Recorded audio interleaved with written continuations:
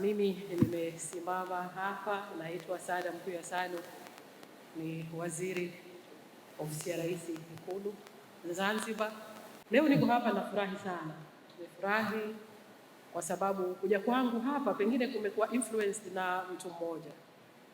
Mimi ni mwanafunzi wa Arabic Service na basically jambo la kwanza nililoliona lilikuwa ni Instagram page yake, sema kutakuwa kuna tuzo za TAMEA, and I was curious what it is. Afu naendelea na shule ndio nikifungua page kwa sababu nimemfollow, kwa sababu ni mwalimu wangu. Nikaona tarehe 19. Mimi ni mwanafunzi, niko nasoma masomo online through Arabic Services na mwalimu wangu nimemwona, I'm so happy. Mwalimu leo sijafanya Ijumaa homework, Ijumaa sijafanya. Kwa hiyo ukiona orodha ya wanafunzi waliokuwa hawajafanya homework, najua na mimi nimo, lakini kwa sababu tu ya majukumu. Lakini nimefurahi you have been nominated, umekuwa awarded actually.